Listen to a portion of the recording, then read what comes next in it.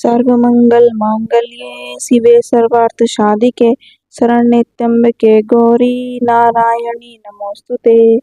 या देवी सर्वभूतेषु मां शक्तिरूपेण संस्थिता नमस्तस्यै नमस्तस्यै नमस्तस्यै नमो नमः। ओम दुम दुर्गाय नमः। स्वागत है आप सभी का आपके अपने YouTube चैनल काजल पत्रिका में। माँ भगवती की कृपा आप और आपके पूरे परिवार पर हमेशा बनी रहे। दोस्तों, शारदीय नवरात्रि का आज छठा दिन है, 8 अक्टूबर 2024 मंगलवार का दिन। और आज की वीडियो में हम आपको सुनाने वाले हैं दुर्गा सप्तशती का 10वां और 11वां अध्याय। नवरात्रि के छठे दिन माँ भगवती दुर्गा का छठा स्वरूप माँ कात्यायनी की पूजा की जाती है। माँ दुर्गा के नाम का उच्चारण कीजिए, ओम नमः चंडिकाय नमः। और अब पूरे भक्ति भाव से अध्याय 10 का श्रवण करते हैं। अध्याय 10 में शुंभ का वध होने का वर्णन किया गया है। मेधा ऋषि कहते हैं, राजन, प्राणों के समान प्रिय अपने भाई निशुंभ को सेना सहित मरा हुआ देखकर शुंभ कुपित होकर बोला, हे दुर्गे, तुम अपने बल का गर्व न करो। तुम दूसरों के बल पर युद्ध करती हो और अपने पराक्रम का अभिमान करती हो। देवी ने उत्तर दिया, अरे दुष्ट, मैं अकेली हूँ। संसार में मेरे समान दूसरा कौन है? देख, यह मेरी शक्तियाँ मुझ में ही लीन हो जाती हैं। देवी के यह कहते ही ब्रह्माणी आदि सब शक्तियाँ देवी के शरीर में लीन हो गई। केवल एक अंबिका रह गई। देवी बोली, मैं अपनी शक्ति से अनेक रूपों में विद्यमान हूँ। अब उन रूपों को समेटकर अकेली खड़ी हूँ। तू स्थिर होकर युद्ध कर। ऋषि बोले। उसके बाद देवताओं और असुरों के देखते ही देखते देवी और शुंभ दोनों का युद्ध होने लगा। उन दोनों में तीक्ष्ण बाणों और भयानक अस्त्र शस्त्र से सब लोगों को भयभीत करने वाला महायुद्ध हुआ। अंबिका ने जो सैकड़ों दिव्य अस्त्र चलाए, उसे दैत्यराज शुंभ ने अपने अस्त्रों से काट डाला। शुंभ ने जिस अस्त्रों का प्रहार किया, उनको देवी ने हुंकार करके अनायान तोड़ डाला। शुंभ ने कुपित होकर अपने सैकड़ों बाणों से देवी को डांप दिया। देवी ने क्रुद्ध होकर अपने बाणों से उसका धनुष काट डाला। जब धनुष कटकर गिर पड़ा, तब उसने एक शक्ति उठाई। देवी ने उसे भी चक्र से काट दिया। तब दैत्यराज शुंभ चमकती हुई ढाल तलवार लेकर देवी की ओर दौड़ा। देवी ने अपने तीक्ष्ण बाणों से सूर्य की किरणों के समान चमकती हुई उसकी ढाल तलवार को भी काट डाला। उसके सारथी और घोड़ों को भी मार डाला और उसका धनुष भी काट डाला। तब वह मुदुर लेकर देवी को मारने दौड़ा। देवी ने उसके मुदुर को भी तीक्ष्ण बाणों से काट गिरा दिया। तब वह घुसा तानकर बड़े वेग से दौड़ा। उसने देवी की छाती में घुसा मारा और देवी ने उसकी छाती में थप्पड़ लगाया। थप्पड़ लगते ही दैत्यराज शुंभ पृथ्वी पर गिर पड़ा और शीघ्र ही फिर उठ खड़ा हुआ। फिर वह देवी को उठा उछलकर आकाश में खड़ा हो गया। वहां भी देवी निराधार हो शुंभ के साथ युद्ध करने लगी। आकाश में देवी और शुंभ का बाहु युद्ध देखकर सिद्ध और मुनियों को बड़ा आश्चर्य हुआ। चंडिका ने बड़ी देर तक आकाश में उसके साथ युद्ध करके उसे ऊपर उछलाकर घुमाया और पृथ्वी पर फेंक दिया। वह दुष्ट पृथ्वी पर गिरकर फिर उठ खड़ा हुआ और घुसा तानकर बड़े वेग से देवी को मारने दौड़ा। देवी ने दैत्यराज शुंभ को आते हुए देख उसकी छाती में शूल मारकर पृथ्वी पर गिरा दिया। देवी के शूल से घायल होकर शुंभ मर गया और संपूर्ण पृथ्वी, समुद्र, पर्वत तथा दीप्त को कंपाता हुआ पृथ्वी पर गिर पड़ा।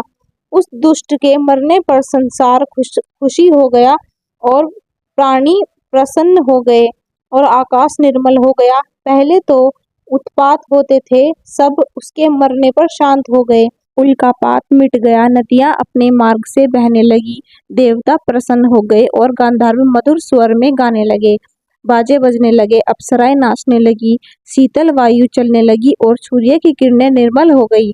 उसके मरने पर यज्ञ की अग्नि फिर जलने लगी। दिशाओं में जो हाहाकार मचा हुआ था वह शांत हो गया।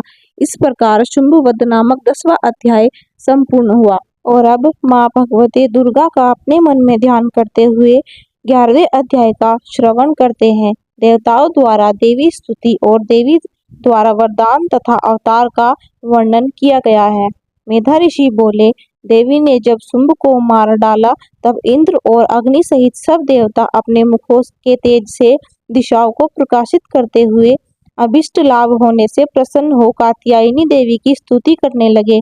हे देवी, हे शरणागत का दुख नष्ट करने वाली, प्रसन्न हो और सारे संसार की माता प्रसन्न हो। हे संसार की ईश्वरी, प्रसन्न हो और जगत की रक्षा करो। तुम चराचर की ईश्वरी हो, जगत की एकमात्र आधार हो, क्योंकि तुम ही पृथ्वी रूप धारण कर स्थित हो तथा हे अनुपम शक्ति से युक्त देवी, जल रूप होकर तुम ही सारे संसार में व्याप्त हो। हे देवी, तुम अतुल पराक्रम वाली वैष्णवी शक्ति होकर जगत का पालन करती हो और तुम ही महामाया हो। तुमने संपूर्ण संसार को मोहित कर रखा है। हे देवी, तुम्हारी प्रसन्नता संसार में मुक्ति का कारण है। हे देवी, संसार में जितनी विद्याएं हैं वे सब तुम्हारी ही हैं और जितनी स्त्रियां हैं वे सब तुम्हारी ही अंश हैं। तुम अकेली ही संपूर्ण जगत में व्याप्त हो। हे देवी, इसके सिवाय हम लोग और क्या आपकी स्तुति करें। तुम सब प्राणियों में स्थित हो। जो कोई तुम्हारी स्तुति करता है उसे स्वर्ग और मुक्ति देता है। हम किन शब्दों में तुम्हारी स्तुति करें। तुम सब प्राणियों के हृदय में बुद्धि रूप से स्थित हो। तुम स्वर्ग एवं मोक्ष प्रदान करने वाली हो। हे देवी नारायणी, हम सब तुमको नमस्कार करते हैं। तुम विश्व के संहार में रुद्र रूप शक्ति हो। तुम ही क्षीण मूर्त आदिकाल रूप होकर हर वस्तु में परिणाम अंत कृति हो। तुम्हें नमस्कार है।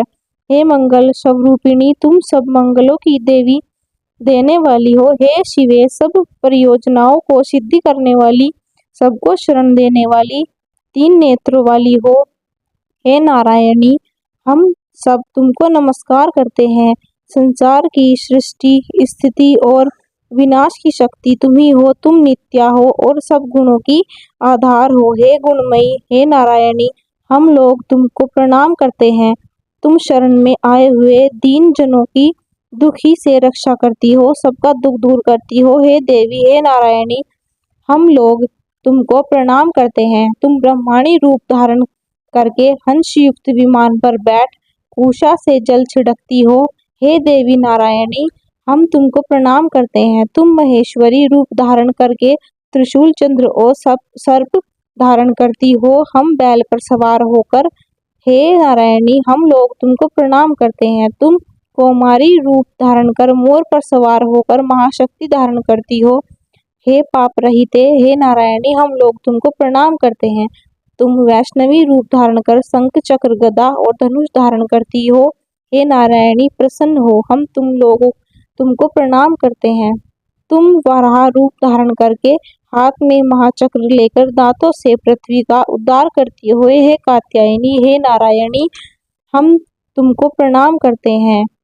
तुम भयानक नरसिंह रूप धारण करके तीनों लोगों की रक्षा के लिए दैत्यों का वध करती हो। हे नारायणी, हम लोग तुमको प्रणाम करते हैं। तुम इंद्र की शक्ति हो। किरीट धारण करके हजारों नेत्रों से सुशोभित होकर महावज्र लेकर वृतासुर का विनाश करती हो। हे नारायणी, हम लोग तुमको प्रणाम करते हैं। तुम शिवदूत का रूप धारण करके दैत्यों का बल नष्ट करती हो। भयानक रूप धारण करके महाशब्द करती हो। हे नारायणी, हम लोग तुमको प्रणाम करते हैं। तुम दाढ़ों के कारण विकराल भयावनी सूरत मुंडमाला पहने चंडमुंड का विनाश करने वाली चामुंडा रूप हो। हे नारायणी, हम लोग तुमको प्रणाम करते हैं। तुम लक्ष्मी, लज्जा, महाविद्या, श्रद्धा, पुष्टि और स्वधा रूपी हो। महारात्रि और महामाया तुम्ही हो। हे नारायणी, तुम्हें प्रणाम है। तुम मेधा, सरस्वती, ऐश्वर्य, सत्य, रज और तमोगुण रूपिणी हो। हे ईश्वरी, हे नारायणी, प्रसन्न हो।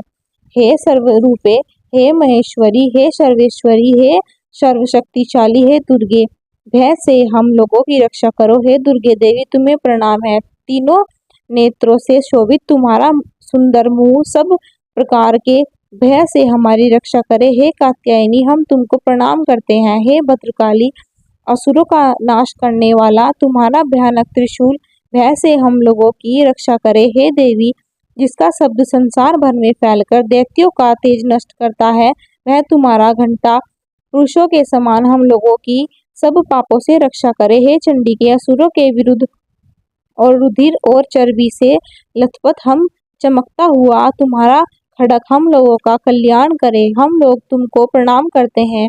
जब तुम प्रसन्न होती हो तब सब रोगों का नाश कर देते हो, और जब रुष्ट होती हो तो तब सब अभिष्ट कर्मों को नष्ट कर देती हो। तुम्हारे आविष्य मनुष्यों को दुख नहीं होता, और जो तुम्हारी आश्रय लेते हैं वे दूसरों को भी आश्रय देने योग्य हो जाते हैं। हे देवी, तुमने अनेक रूप धारण करके देशद्रोही असुरों का विनाश किया। यह काम तुम्हारे सिवाय और कौन कर सकता है। 14 विद्याओं, 4 वेदों और 6 शास्त्रों और ज्ञान रूप दीपक के होने पर भी इस संसार को ममता रूपी घोर अंधकार के गड्ढे में तुम्हारे सिवाय और कौन घुमा सकता है।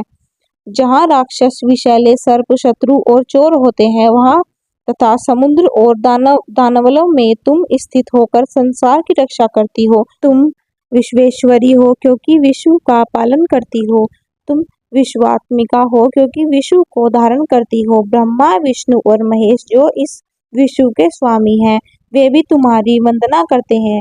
जो लोग तुम्हारे विनीत भक्त हैं, वे संसार को आश्रय दे सकते हैं। हे देवी, जिस प्रकार तुमने इस समय असुरों को मारकर हम लोगों की रक्षा की है, उसी प्रकार सर्वदा शत्रुओं के भय से हमारी रक्षा करती रहो, और संपूर्ण जगत के पापों को नष्ट करके उत्पात करने वाले विघ्नों को दूर करो। हे देवी, हे संसार की दुख हरने वाली, तीनों लोकों के निवासी तुम्हारी पूजा करते हैं। हम लोग बार बार तुमको प्रणाम करते हैं।